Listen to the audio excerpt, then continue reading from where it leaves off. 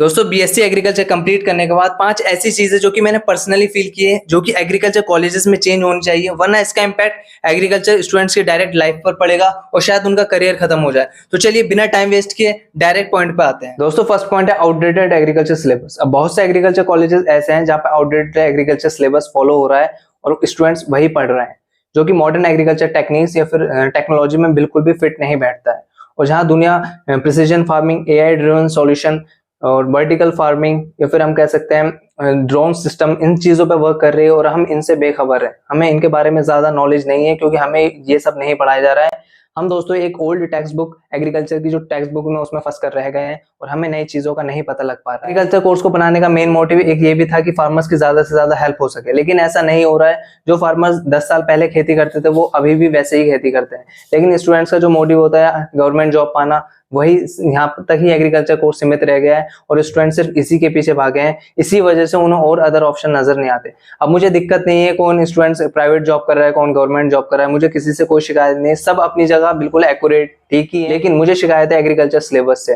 दोस्तों आप खुद ही सोचो, अगर एग्रीकल्चर सिलेबस में कुछ एडिशनल सब्जेक्ट होते हैं, जो फालतू के तो सब्जेक्ट हैं, कुछ 10 सब्जेक्ट होते हैं हर सेमेस्टर में, अब उसमें से कुछ सब्जेक्ट हैं जो आपको भी लगेगा कि यार ये सब्जेक्ट ना होके कुछ और हो सकता था, जैसे कि how to get job after completing BSc honours agriculture. इसमें कौन कौन सी स्किल्स होती हैं जो कि एक कंपनी को चाहिए एग्रीकल्चर ग्रेजुएट से, इस टाइप की कुछ स्किल्स वगैरह जो एडिशनल सब्जेक्ट्स वो ऐड कर सकते थे, जो कि स्टूडेंट्स के काफी शायद काम आते हैं मेरे अकॉर्डिंग। या फिर आप ये ऐड कर सकते थे कि एग्रीकल्चर के कौन कौन से बिजनेसेस हैं जो स्टार्ट कर सकते हैं, जिससे कि किस तरीके से स्टार्ट कर सकते हैं। बिल्कुल प्रैक्टिकली आपको समझाया जाता है कि कहाँ से आपको प्रोडक्ट्स लाने हैं, कैसे आपको वो चीज बनानी है, कैसे उसकी मैन्युफैक्चरिंग करनी है, कैसे मार्केटिंग करनी है। वो चीजें अगर आपको बताई जाती तो आपका एग्रीकल्चर के बाद आपको, बहुत से स्टूडेंट ऐसे होते हैं जिनकी जॉब नहीं लग पाती, तो उन्हें इधर उधर नहीं भटकना पड़ता। वो अपना ही कुछ छोटा मोटा बिजनेस स्टार्ट करके वो अपना अच्छे से अपना सेटल हो सकते थे, लेकिन ऐसा नहीं हो रहा। सेकंड रूल को समझ लेते हैं जो कि इंप्लीमेंट होना एग्रीकल्चर कॉलेजेस में बहुत ज्यादा जरूरी। मैटर नहीं करता वो प्राइवेट कॉलेज है या फिर गवर्नमेंट कॉलेज है। दोस्तों आपने देखा ही होगा 90% थ्योरी पे फोकस किया जाता है स्टार्टिंग के 3 इयर्स में। बीएससी ऑनर्स एग्रीकल्चर की मैं बात कर रहा हूँ, बाकी जो 4th ईयर है उसमें रावे ट्रेनिंग्स वगैरह होती है, इंटर्नशिप्स होती हैं, लेकिन जो स्टार्टिंग के 3 इयर्स है उसमें लगभग 10% ही प्रैक्टिकल होते हैं। मैं ये नहीं कह रहा प्रैक्टिकल नहीं होते, प्रैक्टिकल होते हैं, लंच के बाद प्रैक्टिकल होते हैं, लेकिन उसमें स्टूडेंट्स नहीं होते। स्टूडेंट्स होते हैं तो टीचर्स नहीं होते, क्योंकि टीचर्स को धूप में नहीं जाना और स्टूडेंट्स को भी धूप में नहीं जाना, तो प्रैक्टिकल्स होंगे कैसे। तो ये सारी चीजें आपको देखने को मिलेगी। और 4th ईयर में जब आता है ना स्टूडेंट, वो सोचता है कि यार लास्ट ईयर है, ये तो पूरा प्रैक्टिकल मैं बढ़िया से एक्सप्लोर करूंगा और प्रैक्टिकली चीजों को समझूंगा। फिर वहां पे उसे मिलता है कोई सीनियर और वो उसे कहता है कि यार तुम लास्ट ईयर है तुम्हारा भाई, अब तो लास्ट ईयर है, अब तुम्हें कॉम्पिटेटिव एग्जाम की तैयारी करनी चाहिए। अब तुम 1 साल बाद क्या करोगे, तुम्हारा पूरा कोर्स ग्रेजुएट हो जाओगे तुम, ठीक है। तो फैमिली मेंबर पूछेंगे कि क्या किया है तूने, तो उसे तुम्हें जवाब देना पड़ेगा। तो वो लग जाता है किसी भी कॉम्पिटेटिव एग्जाम की तैयारी के लिए, या फिर अगर उसे मास्टर्स करनी है तो वो एंट्रेंस एग्जाम के प्रिपरेशन में लग जाता है और इसी में उसका 1 साल चला जाता है। और ज्यादा से ज्यादा वो फाइल वगैरह बनती है वो बना देता है, वो रावे की फाइल बनती है, इंटर्नशिप्स की फाइल बनती है, इससे ज्यादा उसे प्रैक्टिकली एक्सपोजर नहीं मिलता है। अगर कॉलेज में थ्योरेटिकल और प्रैक्टिकल नॉलेज के बीच में जो गैप है अगर ये पूरा हो जाए तो स्टूडेंट्स को इंटर्नशिप करने की भी जरूरत नहीं पड़ेगी। वो इतना कुछ सीख जाएगा फील्ड के बारे में कि जब वो आगे जॉब करेगा तो उसे प्रमोशन लेने में भी बहुत ज्यादा इजी हो जाएगा। दोस्तों और कोर्सेज का तो मुझे पता नहीं, लेकिन बीएससी ऑनर्स एग्रीकल्चर में प्रैक्टिकल एक्सपीरियंस होना बहुत ज्यादा जरूरी है। और एक चीज और आपने देखा होगा, प्रैक्टिकल्स होते हैं उसमें प्रैक्टिकल फाइल बनती है, उसका मोटिव तो यार मुझे आज तक समझ में नहीं आया। मतलब वो फाइल हम बनाते थे, उसमें 10-10, 20-20 प्रैक्टिकल हम लिख लेते थे और वो सिर्फ सबमिट करनी होती थी, और वो फिर जानी तो कबाड़ी में ही है, कबाड़ वाले ले जाते थे उसे, और वो टीचर्स कभी कभार देखते भी नहीं थे और वो ऐसे ही चेक कर देते थे। तो इस लेवल की बहुत सारी चीजें, आपका भी शायद ऐसा ही होता होगा। मोस्टली 90% से ज्यादा जो टीचर्स होते हैं वो प्रैक्टिकल फाइल को अच्छे से नहीं पढ़ते, वो देखते हैं हैंड राइटिंग अच्छी होनी चाहिए और बस उसमें हमारा टाइम वेस्ट हो जाता था। तो ये चीजें बिल्कुल फालतू की चीजें, अगर ये चीजें ना होकर कुछ अदर चीजें इंट्रोड्यूस की जाए एग्रीकल्चर कोर्स में तो वो ज्यादा बेनिफिशियल रहेगी। यहाँ पर स्टूडेंट्स का टाइम वेस्ट ही होना है। बाकी यार दोस्तों इस लेवल का कंटेंट आपको किसी और चैनल पर नहीं मिलेगा। अगर आप चैनल पर नए हो तो चैनल को सब्सक्राइब जरूर कर लेना, बेल आइकन ऑन कर देना, जिससे कोई भी इंफॉर्मेटिव वीडियो आपसे ना छूट जाए, और यार लाइक तो आप कर ही दोगे। थर्ड पॉइंट है इनसफिशिएंट इंफ्रास्ट्रक्चर। अब बहुत से कॉलेजेस ऐसे हैं जिनकी खुद की एग्रीकल्चर लैंड नहीं है और उनके पास स्टूडेंट्स को एग्रीकल्चर के लिए प्रैक्टिकल कराने के लिए भी कोई लैंड नहीं है। तो ये बहुत ज़्यादा दुःख की बात है उन स्टूडेंट्स के लिए जो ऐसे कॉलेजेस में पढ़ रहे हैं। दोस्तों, जैसे कि आप मुझसे बेहतर जानते होंगे, practical knowledge is more important then studying in a classroom under the four walls. Colleges ऐसे भी हैं जो कि फर्जी डिग्री देते हैं, मतलब आपको एग्ज़ाम देने नहीं जाना, आपको पेपर देने नहीं जाना और आपको फर्जी डिग्री मिल जाएगी। तो यार इस तरीके का चीज़ें चल रही हैं हमारे एग्रीकल्चर एजुकेशन सिस्टम में, जो कि इसमें चेंजेस आने बहुत ज़्यादा ज़रूरी हैं। अब एक स्टूडेंट है यार जिसने 4 साल मेहनत करके एग्रीकल्चर की डिग्री हासिल की है और दूसरी तरफ वो जो कुछ कर भी नहीं रहा है उसे डिग्री मिल जा रही है। तो ये चीज़ें नहीं होनी चाहिए, इस पे एकदम रूल बनने चाहिए, इस चीज़ पे ये फॉलो नहीं होना चाहिए। क्योंकि जो मेहनत कर रहा है वही आगे जाना चाहिए, जो मतलब जो मेहनत बिल्कुल भी नहीं कर रहा है उसे एक तरीके से, एक तो मेन चीज़ इसमें 75% अटेंडेंस जो आ रहा है, जो जिसकी 75% अटेंडेंस है, उसी को ही डिग्री मिलनी चाहिए, अदरवाइज़ डिग्री नहीं मिलनी चाहिए। और दूसरी चीज़, मैंने एक बार देखा भी था कि मैं एक बार क्या हुआ कि मैं एडमिशन कराने गया अपने दोस्त का, एक कंप्यूटर साइंस का वो कोर्स था, तो हम चले गए, कॉलेज का नाम मैं नहीं लूँगा, उस कॉलेज में हम गए, तो हमने उसके कंसल्टेंट से बात की, तो वहाँ पे वो कंसल्टेंट कहता है कि जी कॉलेज में आपका एडमिशन हो जाएगा, ठीक है? आपका नॉन अटेंडिंग भी हो जाएगा, ठीक है? बस उसमें थोड़ी फीस वगैरह ज़्यादा देनी पड़ेगी। तो मैंने ऐसे ही पूछ लिया कि आपके पास, क्योंकि मैं एग्रीकल्चर का स्टूडेंट हूँ, तो मैंने पूछ लिया उनसे कि आप बीएससी ऑनर्स एग्रीकल्चर की डिग्री प्रोवाइड कराते हो या नहीं? तो उन्होंने कहा, "हाँ, हम कराते हैं बीएससी ऑनर्स एग्रीकल्चर की डिग्री।" तो फिर हम जैसे फील्ड में आते हैं, तो मैंने सोचा यार थोड़ा इनकी फील्ड विज़िट करते हैं कि एग्रीकल्चर की इनकी फील्ड कैसी है।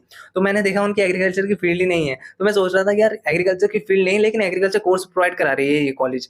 तो भाई इस तरीके की चीज़ें चल रही हैं एग्रीकल्चर कोर्सेज़ में। नेक्स्ट 4th पॉइंट है फैकल्टी शॉर्टेज। अब मैं क्यों कहता हूँ बार-बार अपनी वीडियोज़ में कि यार कॉलेज सोच समझ के लेना, क्योंकि यार उसमें आप अपने 4 इयर्स, जो प्रोडक्टिव 4 इयर्स अपनी लाइफ के, वो स्पेंड करने जा रहे हो। तो ये डिसीज़न लेना बहुत ज़्यादा इंपॉर्टेंट होता है, बहुत अच्छे से सोच समझ के आपको डिसीज़न लेना चाहिए।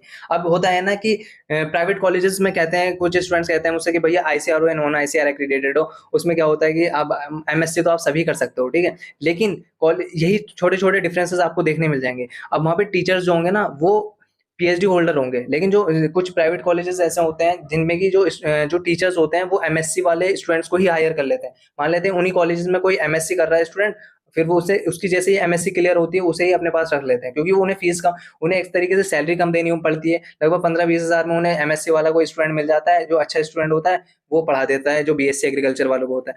तो आईसीआर जो एक्रीडेटेड कॉलेजेस होंगे, शायद उसमें आपको पीएचडी के जो टीचर्स हैं, पीएचडी होल्डर मिल जाए आपको।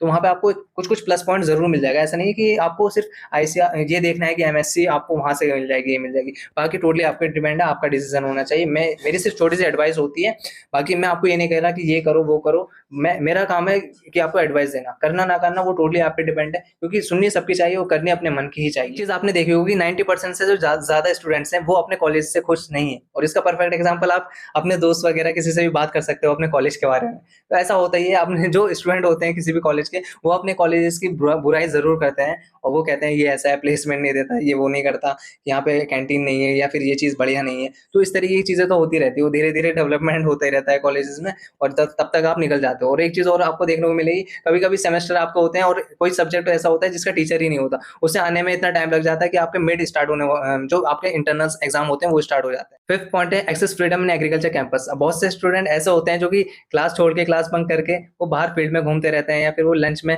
लाइब्रेरी में चले जाते हैं, या फिर वो कैंटीन में चले जाते हैं, या फिर कहीं भी वो घूमने चले जाते हैं। वो क्लास में नहीं आते हैं। अब इससे क्या होता है, टीचर को भी थोड़ा डिमोटिवेशन मिलता है कि यार बच्चे नहीं आ रहे, तो उसका मन नहीं करता है पढ़ाने का, और जब टीचर्स का मन नहीं करता तो फिर स्टूडेंट्स का क्या ही मन करेगा, जो ऑलरेडी उस क्लास में बैठे हैं।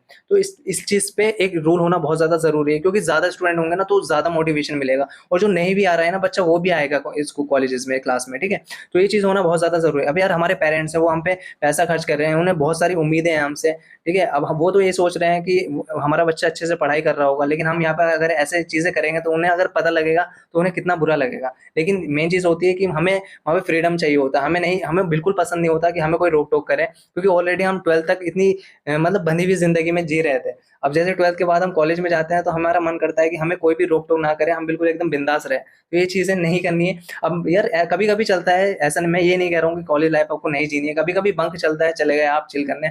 मैं खुद कभी-कभी बंक कर लेता था, लेकिन ऐसा नहीं कि 20-30 दिन में से आप 15 दिन बंक मार रहे हो और 15 दिन ही कॉलेज जा रहे हो। ऐसा नहीं, आपको एक तरीके से हर चीज़ को बैलेंस करके चलना है। अगर हर चीज़ बैलेंस में होगी तो आपको हार्म भी नहीं होगा और आप अच्छे से कॉलेज लाइफ को एंजॉय भी कर पाओगे। दोस्तों आई होप आपको जो मैंने 5 पॉइंट बताए आपको अच्छे से समझ में आ गए हो। अब इसका सॉल्यूशन क्या है यार, इसमें अब हम ऐसा नहीं कर सकते किसी कॉलेज में हम कंप्लेन कर रहे हैं या फिर हम वेट कर रहे हैं कि कब कॉलेजेस में चेंजेस होंगे या फिर ये हमारी लाइफ कैसे अच्छे से बेहतर होगी एग्रीकल्चर स्टूडेंट्स की।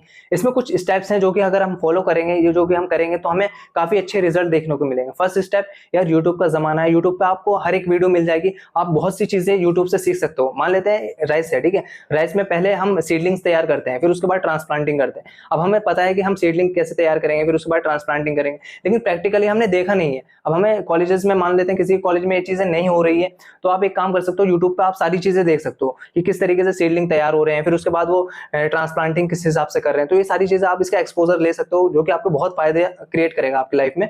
और दूसरी चीज, बीएससी ऑनर्स एग्रीकल्चर का जितना भी सिलेबस है वो ऑनलाइन ऑलरेडी कवर हो गया है, बहुत से कोर्सेज हैं या फिर वीडियोस में आपको सारे टॉपिक्स मिल जाएंगे। तो यार आप वीडियोस देखा करो यूट्यूब पे, ठीक है, ऐसा नहीं आप शॉर्ट्स के ऊपर डिपेंड रह रहे हो, आप थोड़ा एक्सपोजर करो, अपना टाइम इसमें दो, ठीक है, आपको बहुत सी चीजें सीखने को मिलेगी। सेकंड स्टेप ये है कि आप यार बुक्स ले सकते हो, मॉडर्न एग्रीकल्चर से रिलेटेड आपने बुक ले ली, उसे पढ़ो थोड़ा थोड़ा करके, ठीक है, या फिर आपका जो फेवरेट सब्जेक्ट है उससे रिलेटेड कोई बुक्स ले लो। लाइक आप हॉर्टिकल्चर करोगे, मान लेते आप एमएससी हॉर्टिकल्चर से करना चाहते हो या फिर एग्रोनॉमी से करना चाहते हो, तो उसकी बीएससी एग्रीकल्चर लेवल से ही उसकी मास्टरी करते चलो, उस पर अच्छे से अपना फोकस करते चलो और उस सब्जेक्ट को अपना एकदम उसमें बेसिक्स अच्छे से क्लियर हो जाने चाहिए। और तीसरी चीज आ जाती है यार, जैसे कि आपने मेरी कम्युनिटी पोस्ट देखी होगी, मैं कहीं ना कहीं जाता रहता हूँ, अब मैटर नहीं करता मुझे कॉलेज वाले ही भेज रहे हैं, मुझे जहां भी मौका मिलता है एग्रीकल्चर से रिलेटेड कहीं हमें फील्ड में जाना है या फिर कृषि विज्ञान केंद्र में जाना है या फिर कहीं भी जाना है, तो मैं वो मौका नहीं छोड़ता हूँ, मैं आउटस्कर्ट्स में भी घूमता रहता हूँ। तो ऐसा जितना आप प्रैक्टिकली इन्वॉल्व होगे तो आप ज्यादा से ज्यादा चीजों को सीखोगे। अब बुक में ही आप सारी चीजें पढ़ रहे हो तो वो